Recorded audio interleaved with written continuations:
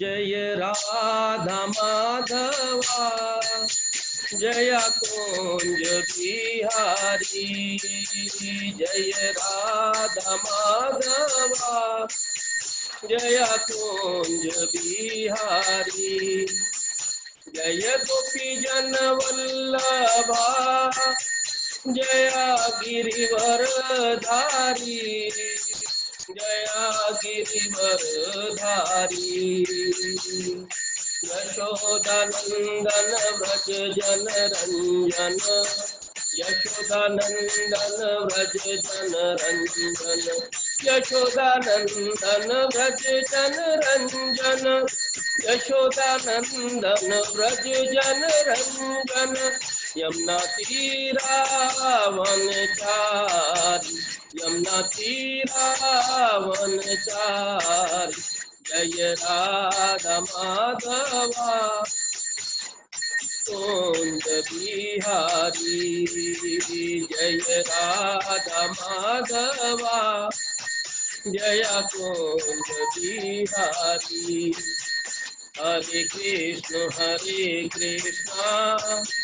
कृष्ण कृष्ण हरे हरे। हरे राम राम राम हरे हरे। हरे कृष्ण कृष्ण कृष्ण हरे हरे। हरे राम राम राम हरे हरे। हरे कृष्ण कृष्ण कृष्ण हरे हरे। हरे राम राम राम हरे हरे। हरे कृष्ण कृष्ण कृष्ण हरे हरे। हरे राम राम राम हरे हरे। हरे कृष्ण कृष्ण कृष्ण हरे हरे। हरे राम राम राम हरे हरे। जय राधा माधवा जय कुंज बिहारी। जय राधा माधवा जय कुंज बिहारी। जय राधा माधवा जय कुंज बिहारी। श्री राधा माधव जी की जय। श्री राधिका रमन जी की। श्री राधा नील माधव जी की जय। मणि द्वारकाधीश जी की जय। शिला प्रभुपाद की जय। शिला गुरुदेव की जय। नित्याय गौर प्रेमानंदे हरि हरि बोल। ओम अज्ञानतिमिरन्धस्य ज्ञानाञ्जनशलाकया चक्षुर्मीलितं येन तस्मै श्रीगुरुवे नमः। श्रीचैतन्यमनोभीष्टं स्थापितं येन भूतले स्वं रूपकदा मह्यं ददाति स्वपदान्तिकम्। वन्देऽहं श्रीगुरो श्रीयुतपदकमलं श्रीगुरुन् वैष्णवांश्च श्रीरूपं साग्रजातं सगण रघुनाथान्वितं तं सजीवं साद्वैतं सावधूतं परिजनसहितं कृष्णचैतन्यदेवं श्रीराधा कृष्णपादां च सगण ललिता श्रीविशाखान्वितांश्च। हे कृष्ण करुणा सिंधु दीनबंधु जगतपते गोपेश गोपिका कांत राधा कांत नमोस्तुते। तप्त कांचन गौरांगी राधे वृंदावनेश्वरी वृषभानुसुते देवी प्रणमामि हरिप्रिये। वाञ्छाकल्पतरुभ्यश्च कृपा सिन्धुभैव च पतितानां पावनेभ्यो वैष्णवेभ्यो नमो नमः। जय श्री कृष्ण चैतन्य प्रभु नित्यानंद श्री अद्वैत गदाधर श्रीवासादि गौर भक्त वृंदा। हरे कृष्णा कृष्णा कृष्णा हरे हरे, हरे राम राम राम हरे हरे। हरे कृष्णा कृष्णा कृष्णा हरे हरे, हरे राम राम राम हरे हरे। हरे कृष्णा कृष्णा कृष्णा हरे हरे, हरे राम राम राम हरे हरे। नारायणं नमस्कृत्य नरं चैव नरोत्तमं देवीं सरस्वतीं व्यासं ततो जयमुदीरये। नष्टप्रायेषु भद्रेषु नित्यं भागवत सेवया, भगवती उत्तम श्लोके भक्तिर्भवती नैष्ठिकी। ओम नमो भगवते वासुदेवाय। ओम नमो भगवते वासुदेवाय। ओम नमो भगवते वासुदेवाय। हरे कृष्णा। प्रभु जी, माता जी, आप सबका बहुत बहुत स्वागत है ये जूम के थ्रू जुड़ने के लिए। प्रभु जी, माता जी,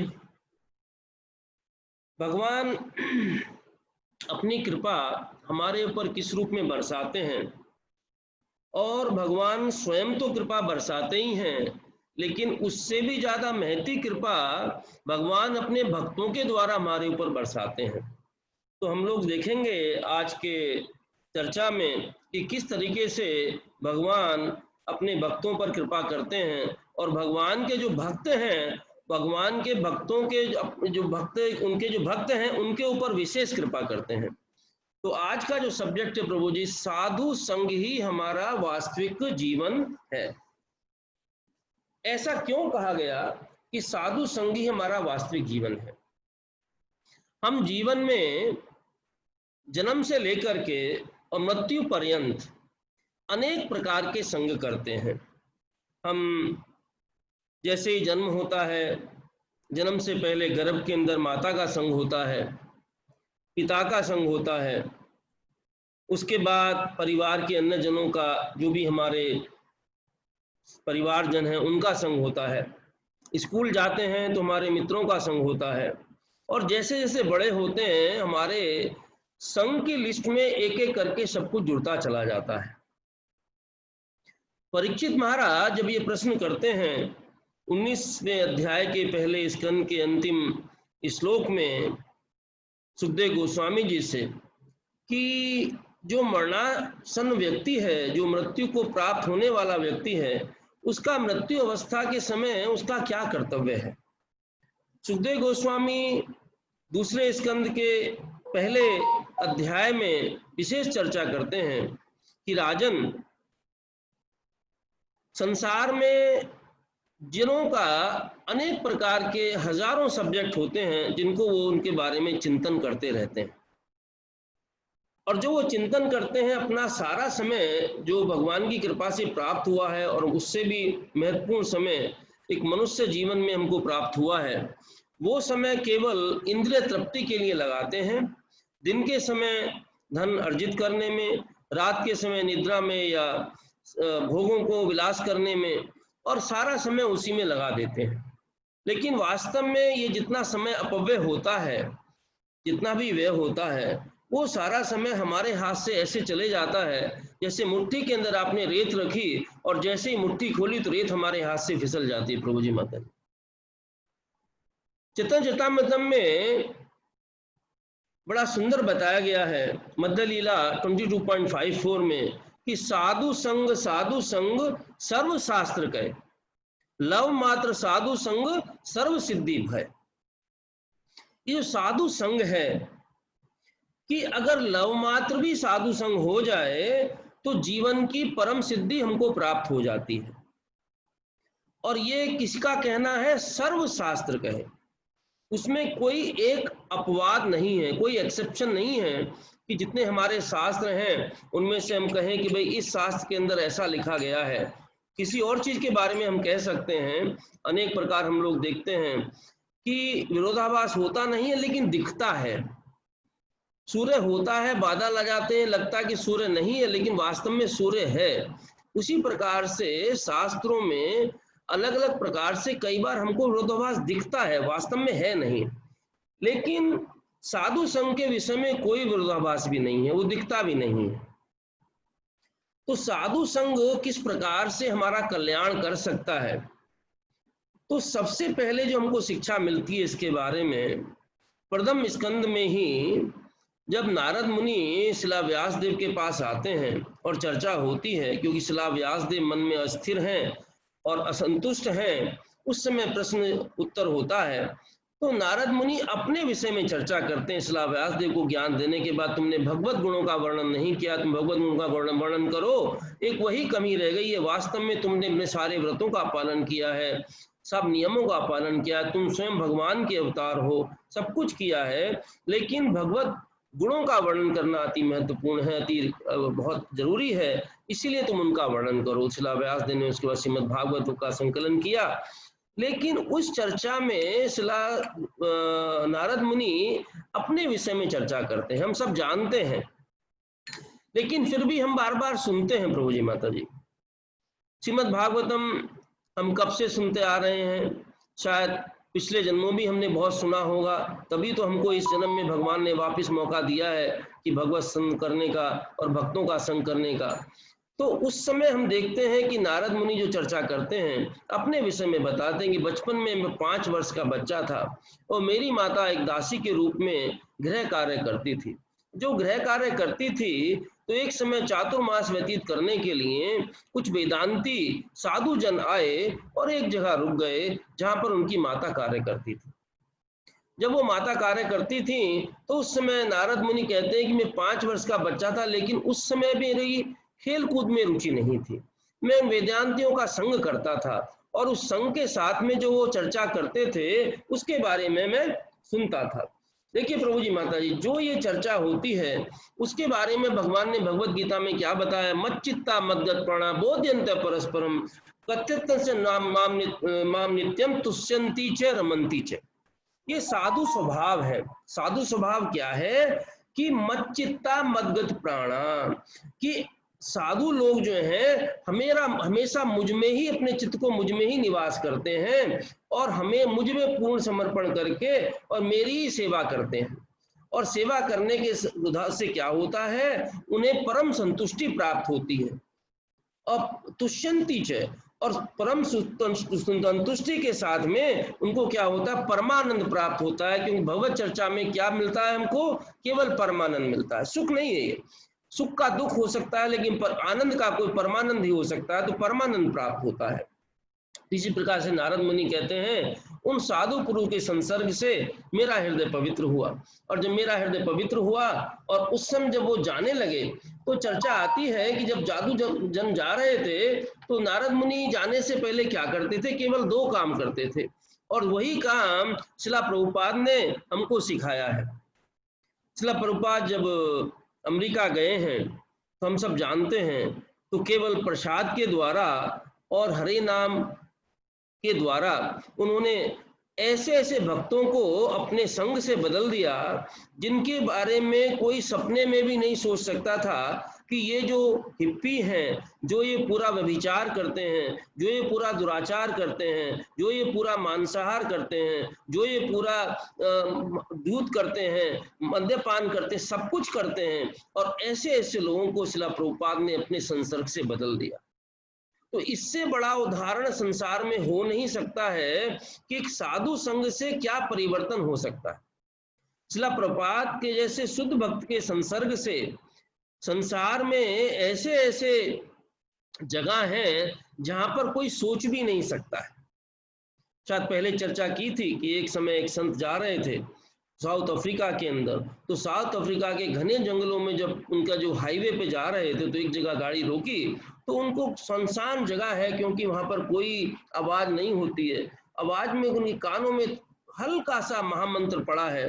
जब महामंत्र पढ़ा है, आश्चर्यचकित हो गए, इस घनघोर जंगल में कौन महामंत्र कर रहा है। तो वो देखने के लिए महामंत्र की जिधर से आवाज की आ रही उसी दिशा में बढ़ते चले गए।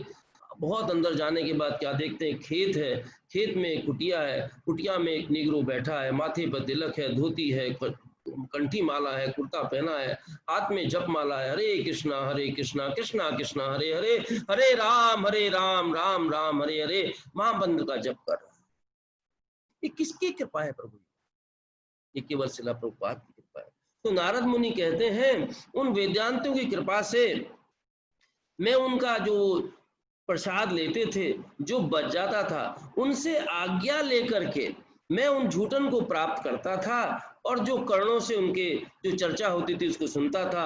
समय के साथ साथ मेरा जो है मन काफी बदल गया, और उस मन के बदलने के साथ साथ नारद मुनि कहते हैं कि जब वो चले गए तो उस समय भगवान की कृपा से, देखिए भक्त के ऊपर कैसा प्रभाव होता है साधु संग का।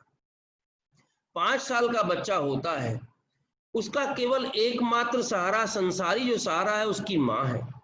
नारद मुनि कहते हैं कि एक समय मेरी माँ जंगल में गई थी, तो वहां पर सर्प ने उसको डस दिया, सर्प के दंश से उसकी मृत्यु हो गई। मुझे बड़ी कृपा का अनुभव हुआ। अगर हमारे साथ ऐसा हो जाए तो हम लोग किस किस को दोष नहीं देंगे, भाग्य को दोष देंगे, कृष्णा को दोष देंगे, जिसका इष्ट है उसको दोष देंगे कि हमारे साथ ऐसा क्यों हो गया। नारद मुनि के प्रभाव, झूठन खाने का, भगवत प्रसाद लेने का, भक्तों का प्रसाद, महाप्रसाद लेने का, और उसका प्रभाव ये हुआ साधु संघ का कि नारद मुनि कहते हैं कि मेरे माता के मरने से मुझे लगा कि मैं बड़ा बंधन कट गया, और उसके बाद मैं चल दिया। वो कथा हम लोग जानते हैं, हम लोग उसमें नहीं जाएंगे प्रभु जी, माता जी।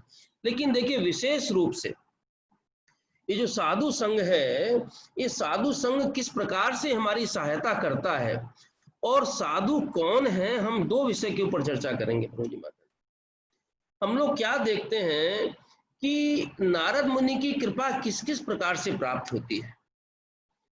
श्रीमद् भागवतम में 10वें स्कंद में चर्चा आती है, नलकूबर मणिग्रीव की, यमला अर्जुन के उद्धार की चर्चा आती। हम सब जानते हैं इस कथा, हम उस कथा को जानते हैं।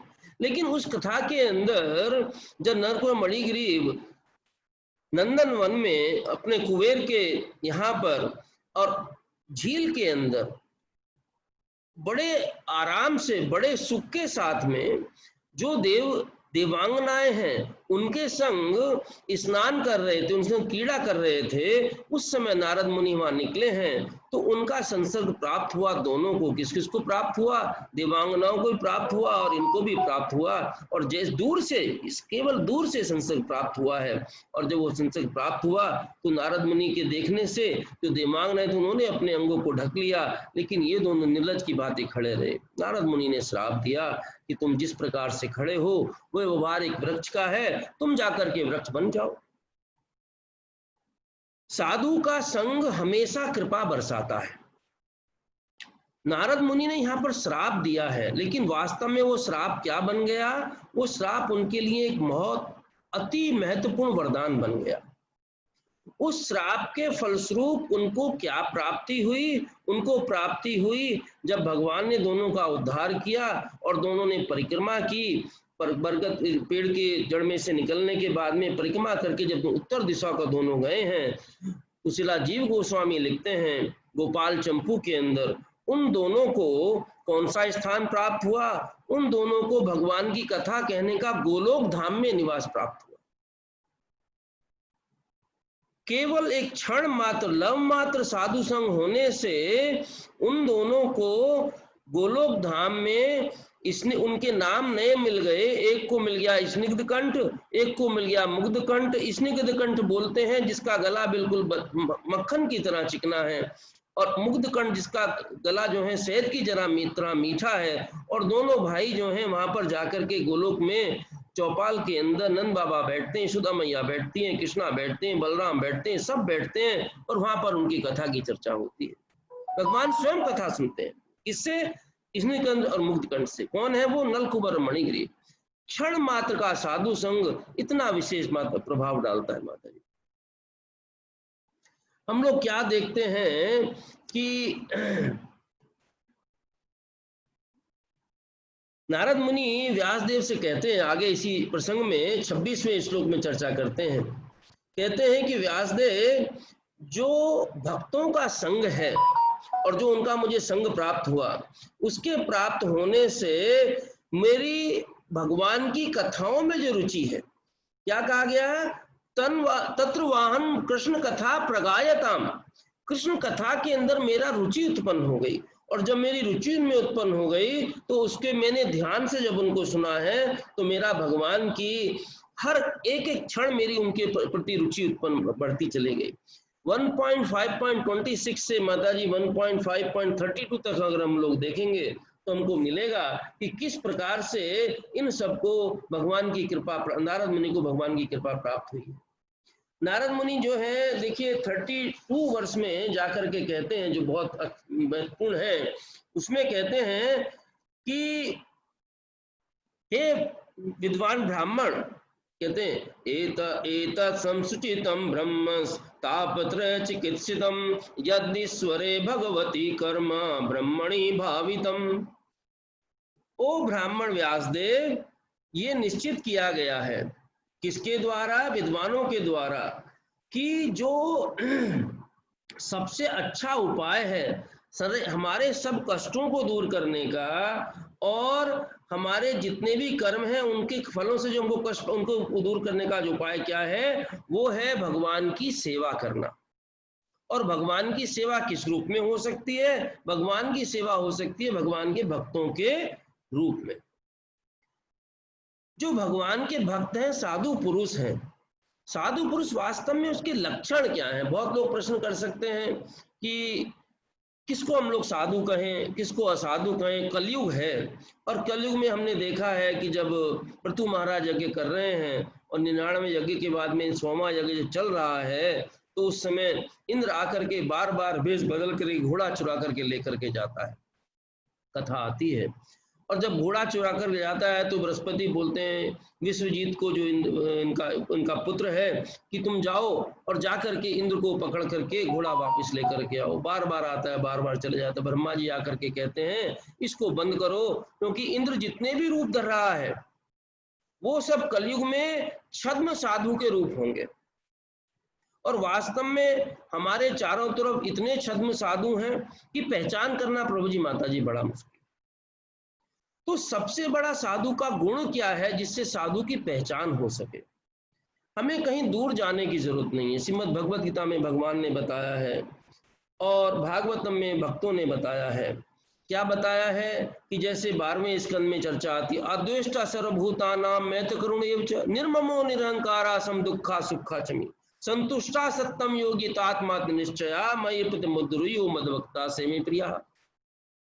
कि साधु कैसा होना चाहिए, उसके अंदर द्वेष नहीं होना चाहिए, सबके प्रति संभाव उसका होना चाहिए, सबका मित्र होना चाहिए, दयावान होना चाहिए, अहंकार उसके अंदर नहीं होना चाहिए, उसके अंदर मोह नहीं होना चाहिए, सुख दुख में एक भाव से रहना चाहिए, हमेशा संतुष्ट रहना चाहिए। और योगी ऐसा होना चाहिए जो व्रत ले ले उसको पूरा करना चाहिए, अपना मन और बुद्धि मुझे अर्पण करे। ऐसा साधु, ऐसा भक्त जो है मुझे बहुत प्रिय है। तो कलयुग में साधु की सबसे बड़ी पहचान भगवान ने स्वयं बताई। उसके साथ साथ साधु की पहचान वास्तव में क्या है, अगर छोटे शब्दों में कहें, थोड़े शब्दों में कहें, कि जो व्यक्ति जब भी बात करता है, जब भी मुख खोलता है, उसके मुख से अगर भगवत चर्चा संबंधित या भगवत चर्चा ही निकलती है तो वास्तव में वो शुद्ध भक्त है। अपने मुख से अगर वो संसारी चर्चा करता है, जैसे सुखदेव गोस्वामी कहते हैं परीक्षित महाराज को कि लोगों के पास संसार में चर्चा करने बहुत सब्जेक्ट होते हैं, अगर केवल एक ही सब्जेक्ट हमारे पास है, हम उसमें एक्सपर्ट हो जाएं तो हमको कुछ करने की जरूरत नहीं है। वो क्या सब्जेक्ट है, सम सिद्धि हरितोषणम, हरे कृष्णा कृष्णा कृष्णा हरे हरे, हरे राम राम राम हरे हरे। कपिल भगवान तीसरे स्कंद में भक्ति की जब चर्चा करते हैं, माता देवहूति को बताते हैं, उस समय 21वें श्लोक में बोलते हैं कपिल भगवान। क्या कहते हैं कपिल भगवान 21वें श्लोक में? कपिल भगवान कहते हैं कि साधु के क्या लक्षण हैं। और गुरु महाराज इस श्लोक को इतना उनको प्रिय था। भिक्षवा कारुणिकाः सुहृदा सर्वदेहिनां अजासत्रवा शान्ताः साधवा साधुभूषणाः। कि साधु के लक्षण क्या हैं। साधु कैसा होना चाहिए, सहनशील होना चाहिए, तितिक्षवा। और कैसा होना चाहिए साधु, कि सभी के ऊपर से मित्र होना चाहिए, सभी जन जीवों का, और उनका दयावान होना चाहिए, करुणा से भरा हुआ होना, कारुणिका, सर्व सूरदा सर्वदेही, सब जीवों का सूरदा होना चाहिए। उसको किसी से शत्रुता नहीं रखनी चाहिए, शांत हो, शांतः, और साधवः साधु भूषणः। जितने भी हमारे शास्त्र हैं उनका वो पालन करने वाला होना चाहिए। ऐसा साधु क्या है, ये साधु की क्वालिटी जो है, साधु भूषण है, उसके आभूषण हैं साधु के। प्रभु जी महाराज, हम लोग तीर्थ यात्रा को जाते हैं, बहुत समय कई बार जाते हैं। हम लोग गए, वहां जाकर के स्नान किया, तीर्थ के अंदर स्नान करके कुछ घंटे कुछ समय रुका और वापस आ गए।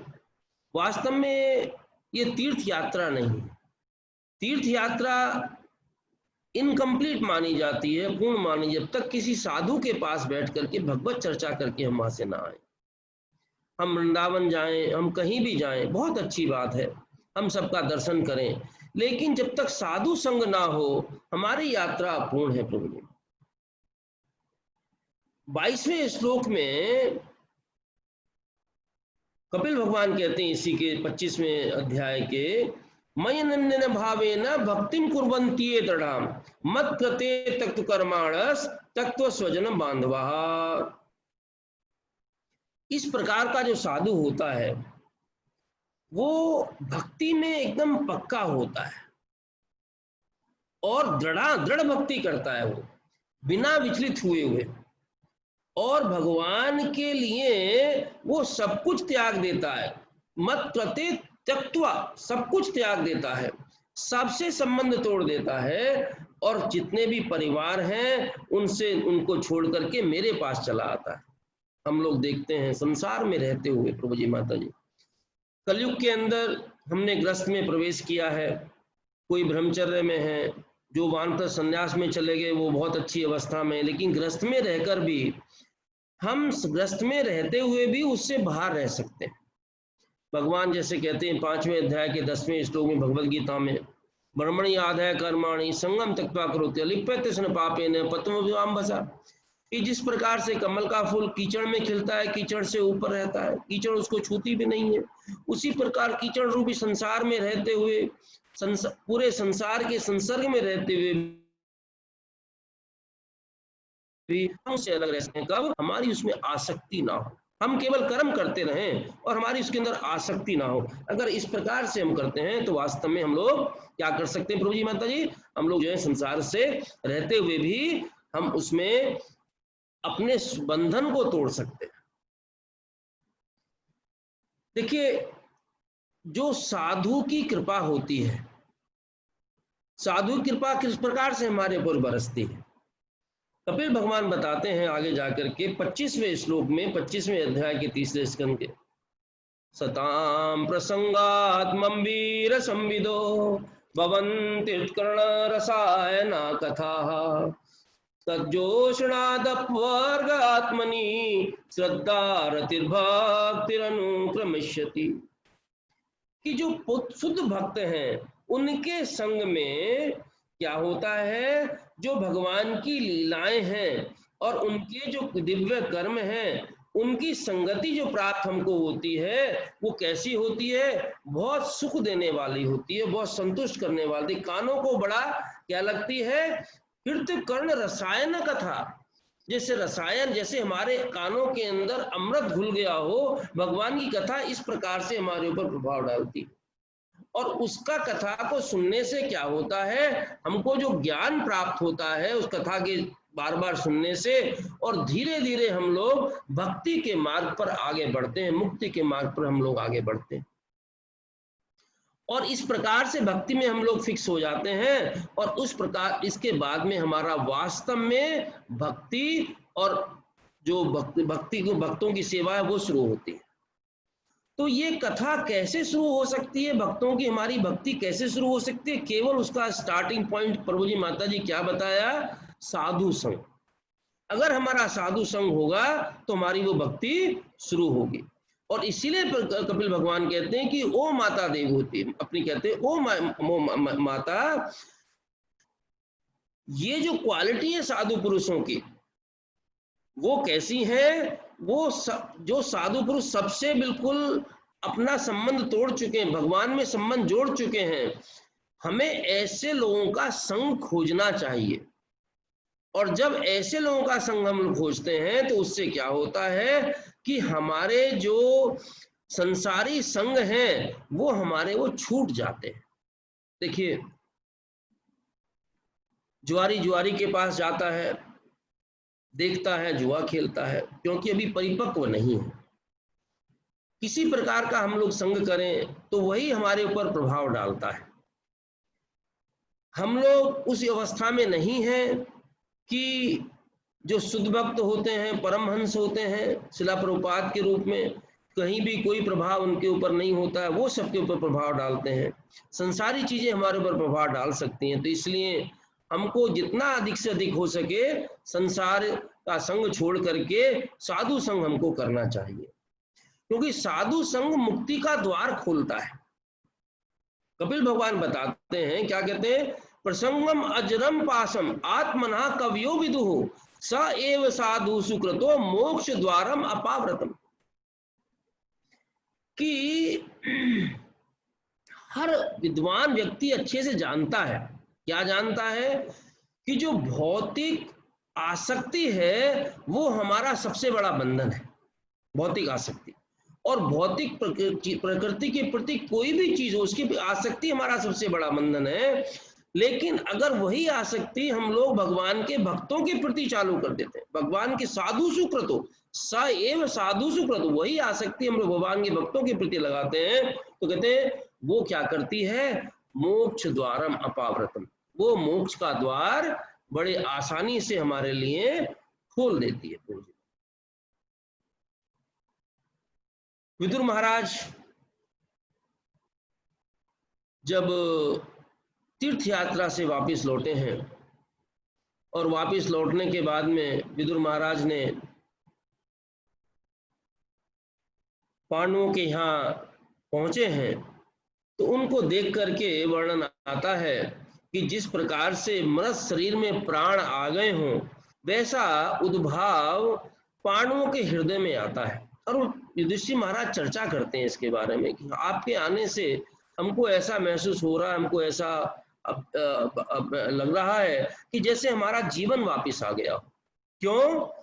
क्योंकि संबंधी के साथ से भक्त हैं, साधु हैं, और ऐसे साधु के दर्शन मात्र से हम लोग चाहते हैं कि हम लोग कहीं दूर जगह पर रहते हैं।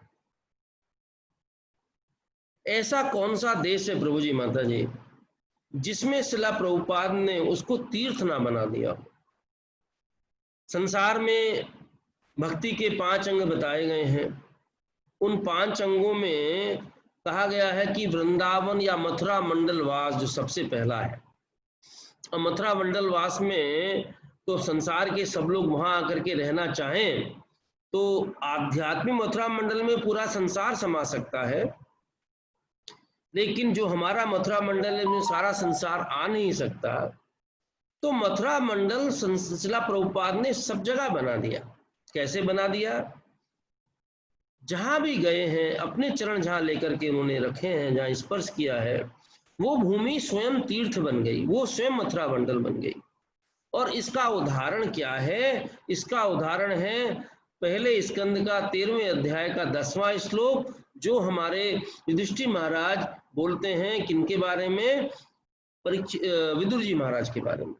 भगवद्विदा भागवता तीर्थभूता स्वयं विभो तीर्थी कुर्वन्ति तीर्थानि स्थान्ते स्थेन गदाभृता। हे भगवान, माय लॉर्ड, विदुर महाराज के लिए युधिष्ठिर महाराज कहते हैं, हे भगवान, आपके जैसे भक्त क्या है? स्वयं चलते फिरते तीर्थ हैं। वास्तव में तीर्थ, मूर्तिमान तीर्थ स्वरूप हैं आप। क्यों? क्योंकि आप अपने हृदय में साक्षात भगवान को लेकर के चलते हैं, और जब साक्षात भगवान को अपने हृदय में धारण करके चलते हैं तो जहां भी आप अपने चरण कमल रखते हैं वही तीर्थ बन जाता है। तो साधु का संग का प्रभाव देखिए प्रभु जी माता जी, इसलिए हमारा जीवन साधु संग होना चाहिए कि साधु के दर्शन होने से हमें सारे जो भी तीर्थ है उनका फल प्राप्त होता है। तीर्थों में जाने की जरूरत नहीं है, साधु संग, हम तीर्थों में जाएं तो साधु संग आवश्यक है, उसके बिना तीर्थ में जाना हमारा बेकार। और साधु संग के बिना हमारा जीवन क्यों अधूरा है और बिना मीनिंग का है? क्योंकि बिना साधु संग के हमारे जीवन में जितने भी भौतिक आसक्ति है उसको कोई काट नहीं सकता प्रभु जी माता जी। और हमारे ये बंधन कटे बिना संसार के जो सबसे बड़े दुख है, जन्म मृत्यु जरा व्याधि दुख दोषानुदर्शनम, ये सारे दुख हमारे जीवन में इस जीवन से अगले जीवन में निरंतर ट्रांसफर होते रहेंगे और हमको उनसे मुक्ति नहीं मिलेगी। अगर उससे मुक्ति चाहते हैं तो उसका केवल और केवल एक ही उपाय है। वो उपाय क्या है? कि हम लोग साधु संग करें। और आगे हमारे पास क्या प्रमाण आता है इसके बारे में? एक प्रमाण आता है कि जब ऋषभ भगवान 5वें स्कंद में चर्चा करते हैं, अपने पुत्रों को ज्ञान देते हैं, तो उसमें बताते हैं कि 5वें स्कंद के 5वें अध्याय के दूसरे श्लोक में मा सेवाम द्वारमाहुर्मुक्ते तमो द्वारम योषिताम संगी संगम महांतस्ते समचित्ता प्रशांता विमन वयासूर्दा साधवो ये, सुहृदया साधवो ये। कितना सुंदर बताया, कैसे हैं? महात्मा है। क्या कहा? कि जब कोई व्यक्ति मुक्ति के पथ पर चलता है, कहाँ? मुक्ति के पथ पर भौतिक बंधन से जाने की कोशिश करता है, तो उसके लिए उसको क्या करना है? जो तरीका क्या है कि जो भक्ति में बढ़े चले हैं उनकी महत सेवा करनी चाहिए। जो भक्ति में शुद्ध भक्त हैं, भक्ति में बढ़े हुए लोग हैं, उनकी शुद्ध सेवा करनी चाहिए। और क्या करना चाहिए, क्यों करना चाहिए? कि ये जो शुद्ध भक्त हैं वो इम्पर्सन भी हो सकते हैं और भक्त भी हो सकते हैं। लेकिन अगर कोई, और इसके लिए क्यों बताया उन्होंने कि बहुत सारे ऐसे लोग हैं जो भगवान के पास नहीं जाना चाहते, वो ब्रह्म ज्योति में जाना चाहते हैं। अगर कोई ब्रह्म ज्योति में भी जाना चाहता है तो उसके लिए भी द्वार यही है कि जो भक्त हैं उनकी सेवा की जाए, जो भगवान के भक्ति में लगे, चाहे वो उनकी ब्रह्म ज्योति के लिए भक्ति में लगे हैं या भगवान के साकार रूप में हैं या निराकार रूप में है, किसी प्रकार से लगे, हमें उनकी सेवा करनी चाहिए। लेकिन वास्तव में भगवान का साकार रूप में जो सेवा करते हैं वही सबसे ज्यादा लाभकारी है, क्योंकि पहले स्कंद में इसके बारे में चर्चा हुई है। तो ये कहते हैं कि जो लोग तमोद्वारम योषिताम संग संगम, संगी संगम, जो स्त्रियों का संग करने वाले लोग हैं और ऐसे लोगों का हम संग करते हैं, तो वो क्या है? अंधकार का द्वार है और वो हमको नरक की ओर ले जाने वाला है। लेकिन जो महान लोग हैं, जो समचित्ता हैं, जो शांत हैं, ऐसे साधु पुरुषों के साथ में संग करने से हमारा जो सबसे बड़ा फायदा क्या है? वो ये है कि हम उनके साथ साधुओं का संग करने से मुक्ति का द्वार हमारे लिए खुल जाता है। इसी श्लोक के परपोर्ट में श्रील प्रभुपाद बहुत सुंदर बताते हैं, कहते हैं कि मनुष्य योनि कैसी है? मनुष्य योनि एक जंक्शन के समान है, जिसमें हम या तो एक रास्ता चुनेंगे तो एक रास्ता जाता है मुक्ति के द्वार की तरफ, दूसरा रास्ता जाता है नरक के द्वार की तरफ। और इसमें से जो भी रास्ता हम चुनना चाहें वो हम लोग चुन सकते हैं, क्योंकि वो स्वतंत्रता हमको भगवान ने दी है। भगवान स्वराट है, भगवान स्वराट है तो उनका अंश होने के नाते हमको भी थोड़ी स्वतंत्रता भगवान ने दी है। इसीलिए अगर हम भक्तों का संग करते हैं, प्रभुपाद जी प्रपोट में लिखते हैं, तो भक्तों का संग करने से जो मुक्ति का द्वार है वो हमारा खुलता है। लेकिन ऐसे लोगों का संग करते हैं कि जो स्त्रियों का संग करते हैं, सेंस ग्रेटिफिकेशन करते हैं, तो हमारा नरक का द्वार हमारे लिए खुल जाता है। मध्य लीला में 2287 में बताया गया है, असत्संग त्यागा एई वैष्णवाचार, स्त्री संग एक असाधु, कृष्णा भक्त आर। असत्संग त्यागा, देखिए संग, सत्संग और असत्संग। अगर हम सत्संग का संधि विच्छेद करें तो मतलब सत और संग, किसका संग हम लोग कर रहे हैं? जो सत है, इटर्नल है, हमेशा रहने वाला है। पूरी सृष्टि में भगवान ने वर्णन कर दिया 8वें अध्याय में भगवद गीता 16वें श्लोक में, आप ब्रह्मोमनालों का पुनरावृत्ति नो अर्जुना, कि अर्जुन ब्रह्मा से लेकर क्षुद्र चींटी तक सबकी पुनरावृत्ति होती है। और जब सबकी पुनरावृत्ति होती है तो सत्य क्या है? सत्य केवल कृष्णा और उनके भक्त जो हैं उनके बारे में कहा गया है। तो क्या गया? असत संग त्यागा। तो जो असत है उसको हमको त्याग करना। किसका संग करना है? जो स्त्री संगी नहीं है, असाधु हैं, उनका संग छोड़ करके जो वैष्णव का जो आचार है उसका हम, जो वैष्णव का आचार है, वैष्णव कभी भी असत का संग नहीं करता है। और वैष्णव जो असत का संग नहीं करता है तो इसलिए वैष्णव का संग करने से हमको, शुद्ध भक्त का संग करने से हमको संसार का जो बंधन है उसको कोई नहीं काट सकता है, वो हमारा बंधन कटता है। प्रभु जी ने भागवतम में बताया गया है इसके बारे में कि कोई भी योगी हो, कितने भी प्रकार किसी भी प्रकार का योगी हो, जब तक वो भक्ति में नहीं लगता है, 3:25:19 में बताया ये कि जब तक वो भक्ति में नहीं लगता है, न युज्य मानया भक्त्या भगवती अखिलात्मनि सदृशो अस्ति शिवा पंथा योगी नाम ब्रह्म सिद्धये। अगर कोई भी किसी प्रकार का योगी भक्ति में लगे बिना उसको अपने जो भी योग कर रहा है उसकी सिद्धि प्राप्त नहीं हो सकती।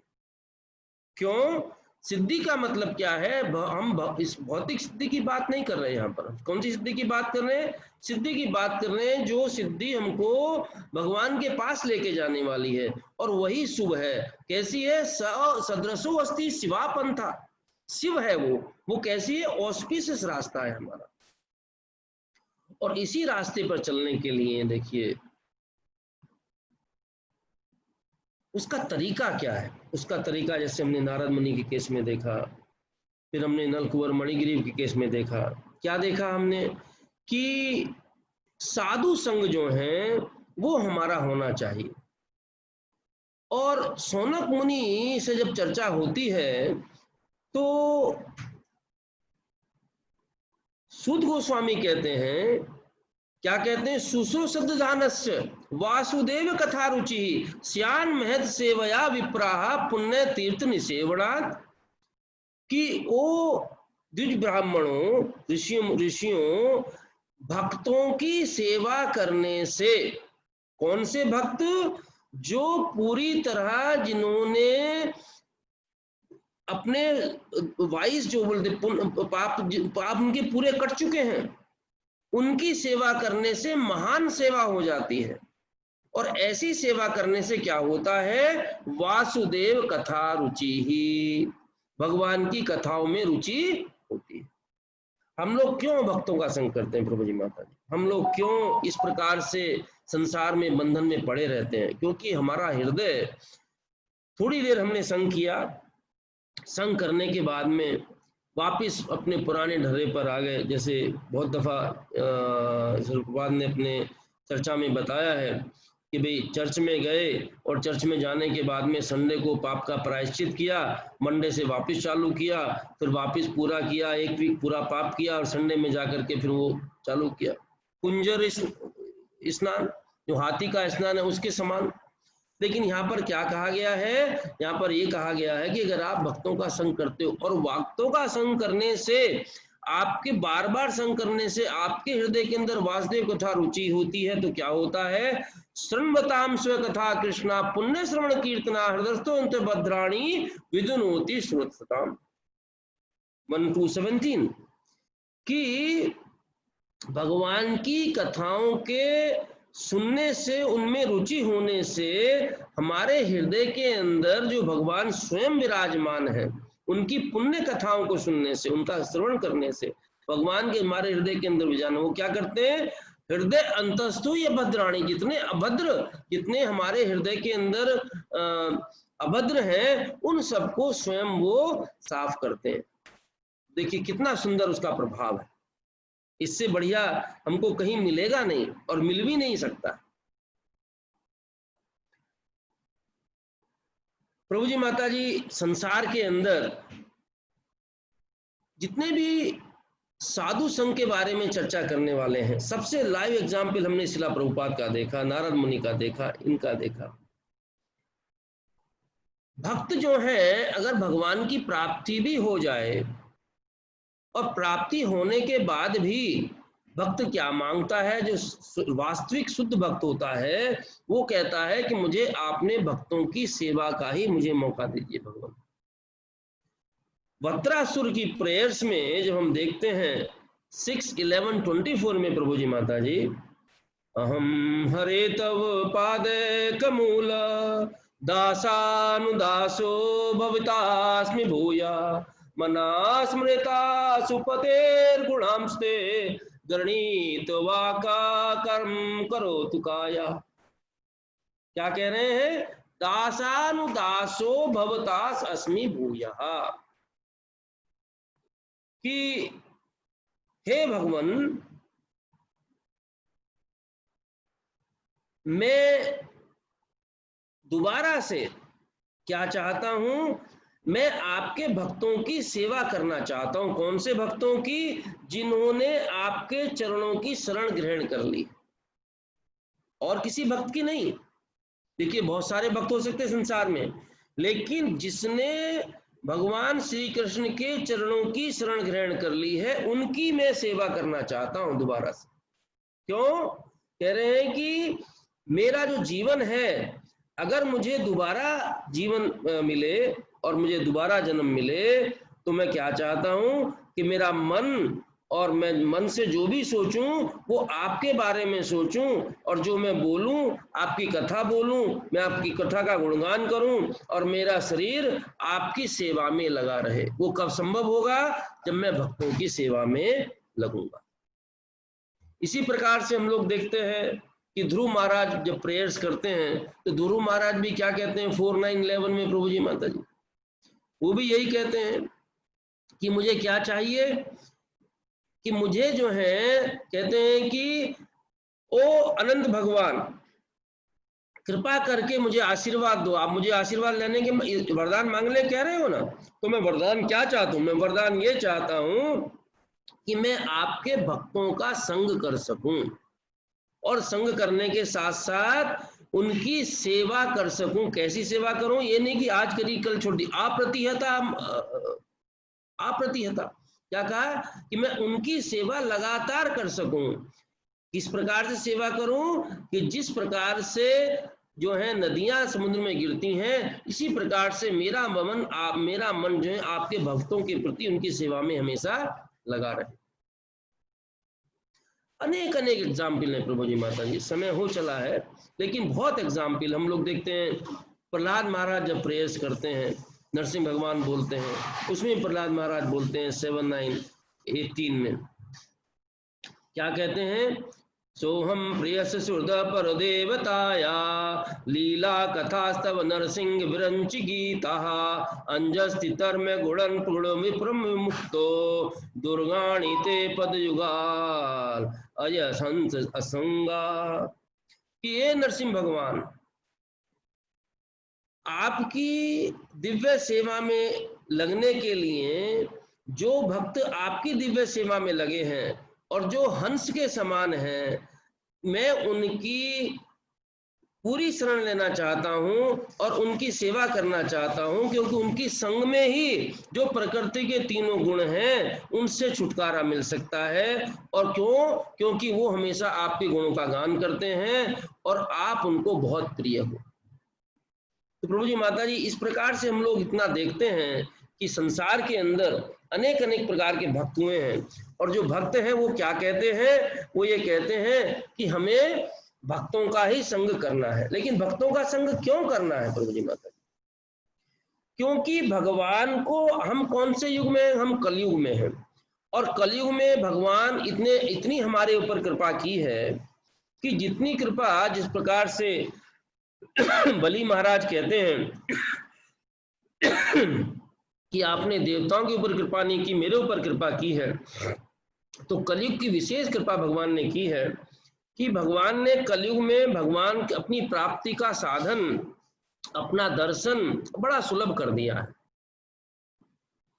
हजारों हजारों साल तप करने से भगवान के दर्शन होते थे। कलयुग के अंदर भगवान नाम रूप में, भगवान शब्द रूप में हम साक्षात हमारे सामने विराजमान रहते हैं। जब भगवान की दी हुई भगवत गीता और श्रीमद् भागवतम का हम दर्शन करते हैं तो भगवान के मुख से निकली है तो भगवत स्वरूप है, और भगवान स्वयं श्रीमद् भागवत में विराजमान है, क्योंकि महात्मा में कथा आती है, भागवत महात्म्य में, कि भगवान स्वयं भगवत जी में प्रवेश कर गए हैं। तो दोनों ही भगवत स्वरूप है, तो शब्द रूप है ये, और भगवान का जो नाम रूप है, हरे कृष्णा कृष्णा कृष्णा हरे हरे, हरे राम राम राम हरे हरे, ये भी एक प्रकार से नहीं, सब प्रकार से भगवत स्वरूप है, क्योंकि नाम भगवान है। पद्म पुराण में उत्तरकांड में 92:21 में क्या कहा गया? नाहम तिष्ठामि वैकुंठे योगी नाम हृदय सुआ तत्र तिष्ठामि नारदा यत्र गायन्ति मद्भक्ताः। साधु संग हमें क्यों चाहिए? क्योंकि हमको भगवान को दर्शन करना है। तो क्या कहा यहाँ पर कि साधु को दर्शन करने के लिए आपको भगवान कहते हैं नारद मुनि से कि मैं वैकुंठ में नहीं रहता, मैं कहाँ रहता हूँ? योगियों के हृदय में। और क्यों? क्योंकि जो योगी हैं, जहाँ मेरे भक्त, जो ना योगियों के हृदय में रहता हूँ। मैं कहाँ रहता हूँ? जो मेरे भक्त मेरा गुणगान करते हैं, मैं वहां पर विराजमान। तो साधु संग, जो साधु, कौन सा योगी है? अगर योगी साधु है, भगवान का गुणगान करता है, तो उसके हृदय में भगवान रहते हैं। लेकिन जो भक्त हैं, उनके हृदय में भगवान विशेष रूप से रहते हैं। तो भक्तों का संग करने से अंत में प्रभु जी भगवान का स्वयं का डिक्लेरेशन है। भगवान की, जैसे भगवान अर्जुन से कहते हैं कि अर्जुन तुम बोल्डली डिक्लेयर कर दो कि मेरे भक्त का नाश नहीं होता, उसी प्रकार से भगवान ने 10वें स्कंद के 86वें अध्याय में 57वें श्लोक में भगवान किसको बोलते हैं? शुद्ध ब्राह्मण को बोलते हैं। जब भगवान मिथिला जाते हैं तो क्या कहते हैं? तस्मात् ब्रह्मान् ऋषीन् एतान् ब्रह्मण् आर्चया एवं चेदार्चितो समृद्धा नान्यथा भूरिभूतिभिः।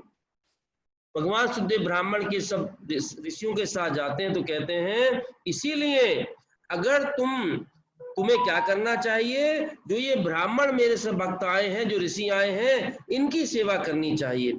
अगर तुम मेरी सेवा करना चाहते हो और साक्षात मेरी सेवा करना चाहते हो और मेरी सेवा कर, इन भक्तों की सेवा करते हो, तो मेरी सेवा साक्षात सेवा से भी बढ़कर हो जाती है। तो साधु संग करने से हमारे जीवन के जितने कष्ट हैं, जितने हमारे बंधन हैं, वो सब हमारे कट जाते हैं। साधु संग हमको क्या देता है? हमको सबसे जो आशीर्वाद, हमारे जो मंगल है वो हमारा मंगलकारी करता है, और साधु संग के होने से हमारे मोक्ष के द्वार खुल जाते हैं। और साधु संग होने से हमें क्या प्राप्ति होती है? हमें प्राप्ति होती है उसकी जो संसार में कोई नहीं दे सकता। वो क्या है? भगवान का संग और भगवान की भक्ति। समय हो गया प्रभु जी, माता जी, हरे कृष्णा। बहुत बहुत धन्यवाद प्रभु जी आपका और सबका। भागवतम ग्रंथराज की जय, शिला प्रभुपाद की जय, शिला गुरुदेव की जय, नित्याय गौ प्रेमानंदे, हरि हरि बोल। प्रभु जी, माता जी, अगर समय हो वैष्णव सेवा प्रभु तो कुछ प्रश्न ले सकते हैं। कोई त्रुटि हो प्रभु, कुछ गलत मुझसे निकला हो तो क्षमा कीजिए सब लोग। हरे कृष्णा प्रभु। हरे कृष्णा प्रभु। कंटिन्यू कर सकते हैं प्रभु जी, थोड़े टाइम है, 10 बहुत 10 अच्छी, मिनट कर सकते हैं आप। 10 मिनट कर सकते हैं, बहुत अच्छी बात है जी प्रभु। जी। देखिए प्रभु, जो साधु संघ है, एक बड़ी सुंदर चर्चा आती है। सनातन गोस्वामी ने टीका लिखी है। किसके ऊपर टीका लिखी है? सनातन गोस्वामी टीका लिखी है अपना इसके ऊपर, दामोदर अष्टकम के ऊपर। उस अष्टकम में एक बड़ा सुंदर वर्णन आता है, और शिला प्रभुपाद ने 325-24 के परपोर्ट में उसका वर्णन किया है प्रभु। क्या वर्णन आता है वहां पर? वर्णन ये आता है कि जिस प्रकार से दो न्याय होते हैं, एक मरकट न्याय, मरकट कहते हैं बंदर का, और एक बिल्ली का न्याय। तो मरकट का न्याय क्या है? मरकट क्या करता है, सॉरी बिल्ली, बंदर क्या करता है? बंदरिया का जो छोटा बच्चा होता है, आपने देखा होगा बंदरिया के बच्चा जो है अपनी माँ को पकड़ करके चलता है। वो माँ एक जगह से दूसरी जब कूदती है तो उस समय बच्चे को जोर से माँ को पकड़ना होता है। तो वहां पर न्याय क्या है? अगर किसी वजह से बच्चा माँ से छूट जाता है तो माँ उसको वापस स्वीकार नहीं करती है। लेकिन जो बिल्ली होती है वो अपने बच्चे को मुख में लेकर के एक जगह से दूसरी जगह लेकर के जाती है, और उसी मुख से, उन्हीं दांतों से बिल्ली चूहे को भी पकड़ती है। लेकिन जब चूहे को पकड़ती है वो बिल्ली, तो क्या करती है? चूहे का तो भक्षण करती है, लेकिन अपने बच्चे को, उसके बच्चे के जो दांत हैं इस प्रकार से पकड़ती है, उसको बड़े मुलायम प्रतीत होते हैं और उसको बड़ा सुख का अनुभव करते हैं। तो प्रभुपाद जी लिखते हैं इस परपोर्ट में, जो साधु हैं, जो भगवान की दिव्य सेवा में, कृष्ण भक्ति में संलग्न रहते हैं, उन्हें भौतिक क्लेशों के कलमश का अनुभव नहीं होता। प्रभु, साधु लोगों को देखिए, कष्ट संसार में पांडवों के ऊपर कोई कहे भी, पांडवों से बड़ा भगवान के जो भक्त हैं, साक्षात भगवान इतने समय उनके साथ रहे और हमेशा भगवान ने उनके जितना समय इतना अधिक बिताया उनके साथ में। भगवत गीता में भगवान ने अर्जुन के लिए कह दिया, भक्तो उसी में सखा चेती रहसत यदि तुम, कि तुम मेरे भक्त भी और सखा भी हो। कौन कौन से संसारी कष्ट उनके ऊपर नहीं आए? द्रौपदी की क्या अवस्था नहीं हुई प्रभु जी, माता जी, हम सब लोग जानते हैं महाभारत में। लेकिन हम क्या देखते हैं वहां पर? हम ये देखते हैं कि पांडवों का जो साधु संघ है, विदुर महाराज की जो उनके ऊपर कृपा है, जो व्यासदेव की उनके ऊपर कृपा है, और भगवान का जो संघ है, उनका विश्वास इतना दृढ़ है कि कितने भी कष्ट आए, जिस प्रकार बिल्ली को, बच्चे को उसके दांत जो हैं वो भी सुख का अनुभव कराते हैं, उसी प्रकार से जितने भी कष्ट भक्त के जीवन में आते हैं उसको कष्ट दे नहीं पाते। क्यों? कष्ट तो भगवान कहते हैं विधि के द्वारा जो भी नियम है वो आएंगे ही, लेकिन जो भक्त मेरा होगा उसको सहने की शक्ति मैं उसको पूर्ण रूप से देता हूं। तो पांडवों को इतने कष्ट आने के बाद भी कभी विश्वास उनका डिगा नहीं प्रभु जी माता। और विश्वास नहीं डिगा है तो इसीलिए क्या कहा गया है? इसलिए ये भक्तों का संग करने से सबसे पहले हमारे पास क्या आता है? भक्तों का संग करने से सबसे पहले हमारे पास आता है भगवान के प्रति दृढ़ विश्वास। और ये दोनों चीजें जोड़ा है प्रभु जी माता जी, श्रद्धा और विश्वास का। अगर एक में भी कहीं से कुछ कमी हो गई तो हम लोग अपना गंतव्य, जो हमारी गति जहां होनी चाहिए, वो हम प्राप्त नहीं कर पाएंगे। इसीलिए श्रद्धा और विश्वास का जन्म लेता है, वो केवल जन्म लेता है कि पहले हमारी श्रद्धा और विश्वास साधु के प्रति हो। अगर साधु के प्रति हमारा श्रद्धा विश्वास नहीं है तो हम लोग किस प्रकार से सोच सकते हैं कि भगवान के ऊपर हमारा श्रद्धा और विश्वास होगा? वो तो संभव ही नहीं है किसी भी प्रकार से। इसीलिए क्या कहा गया है, ये कहा गया है कि हमेशा जो है विश्वास हमारा दृढ़ होना चाहिए। बड़ी सुंदर एक कथा आती है कि एक मंदिर में एक संत जो है भगवान का शाम को भोग लगाया, और भोग लगाने के समय भगवान का पट बंद करने की शयन आरती के समय कुछ साधु वहां आ गए। जब साधु आ गए वहां पर, तो पुजारी जी ने क्या किया, साधुओं की सेवा करने चले गए। उनके लिए भोजन बनाया, जो भी प्रसाद था उनको पवाया। करते करते बहुत समय हो गया, थक गए, ध्यान नहीं रहा, तो वो सो गए। और जब वो सो गए तो सोने के बाद में सुबह जब वो उठ करके मंदिर के द्वार खोलने के लिए गए, तो देखते हैं मंदिर के द्वार बंद हैं अंदर से। बोले अंदर से मंदिर के द्वार कैसे बंद है? अंदर से तो कोई बंद कर नहीं सकता, बाहर से ही बंद हो सकते हैं, अंदर से तो करने वाला कोई है नहीं भगवान के अलावा। बहुत प्रयास करने के बाद मंदिर के द्वार नहीं खुले, तो उन्होंने अन्न जल त्यागा, बड़ी क्षमा याचना की। तब भगवान ने उनको प्रेरणा दी, उनसे स्वप्न में वार्तालाप किया कि तुमने साधु की सेवा में करने के लिए मेरी सेवा छोड़ दी, और मैं सारे रात खड़ा रहा, और खड़े खड़े मुझे रहना पड़ा, इसलिए मैंने द्वार बंद कर दिया है। तुम साधु की सेवा करो, मेरी सेवा मत करो। उस समय बड़ी सुंदर बात पुजारी बोलते हैं कि हे प्रभु, अगर आपकी सेवा में त्रुटि हो जाए तो आप क्षमा कर देते हैं, लेकिन अगर आपके भक्तों की सेवा में मेरी त्रुटि हो जाती तो आप उसको कभी क्षमा नहीं करते। कितनी सुंदर बात है भगवान, हम भगवान के प्रति कोई अपराध कर दें, भगवान सहन कर सकते हैं, लेकिन भगवान के भक्त के प्रति भगवान कभी अपराध सहन नहीं करते। इसलिए साधु हमारे द्वार पर आए, नियम ये है कि साधु के आने से हमको अपना सब काम छोड़ करके साधु का सम्मान करना चाहिए, उसको यथोचित आदर सत्कार देना चाहिए, और यथोचित आदर सत्कार देने के बाद में साधु को लेकर के हमको जो है किस प्रकार से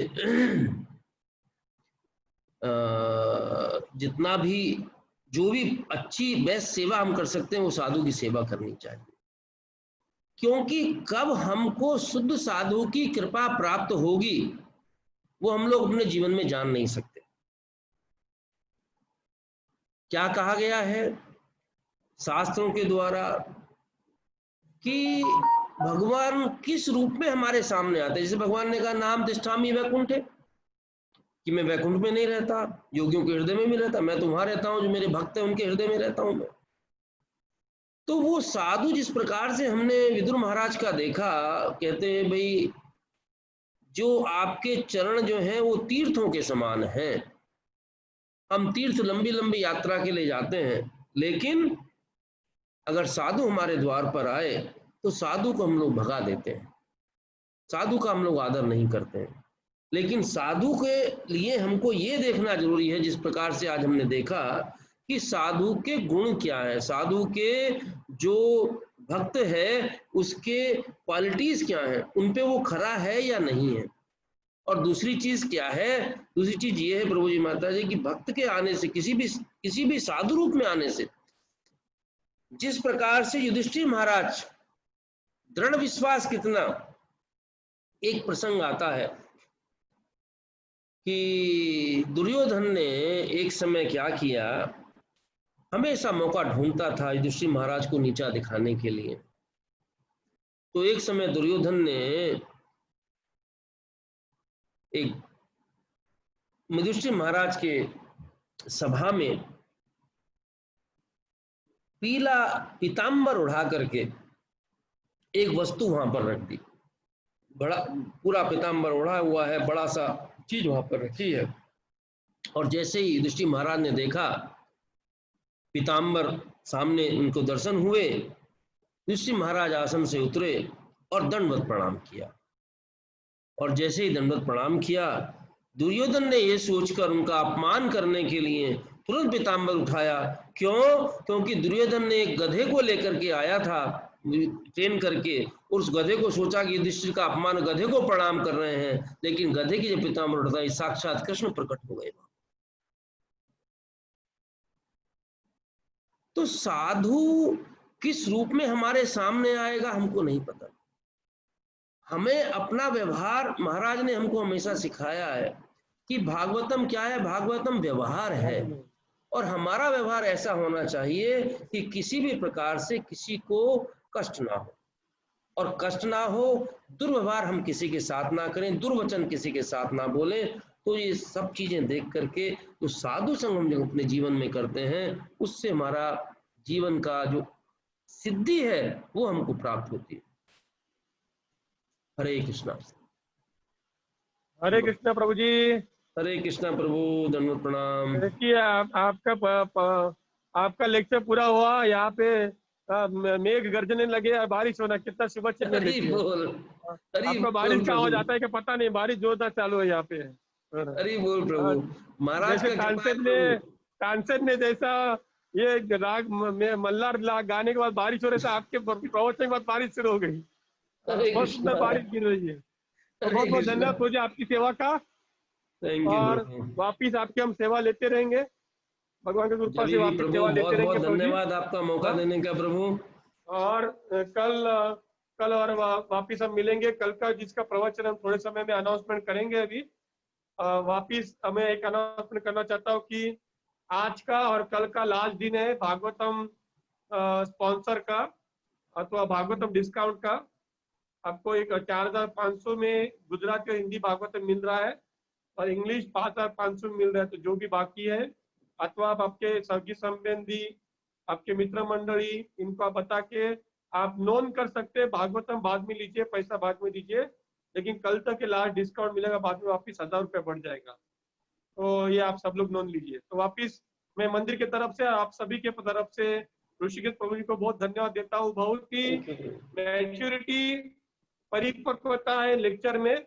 उनका स्वानुभव अखिलम, खुद का अनुभव, भक्ति और ज्ञान का त्रिवेणी संगम वो लेक्चर में डाल रहे हैं। उनको बहुत, हमको सबको बहुत बड़ा उसका फायदा हो रहा है। बहुत बहुत धन्यवद प्रभु जी, बहुत बहुत हरे धन्यवाद। कृष्णा प्रभु। थैंक यू प्रभु जी। वाञ्छा हरे कृष्ण। कल्पतरुभ्यश्च च कृपा सिन्धुभैव च कृष्ण। पतितानां पतितानां पावनेभ्यो पावनेभ्यो वैष्णवेभ्यो नमो वैष्णवेभ्यो नमः। श्रील गुरुदेव की जय। जय। बात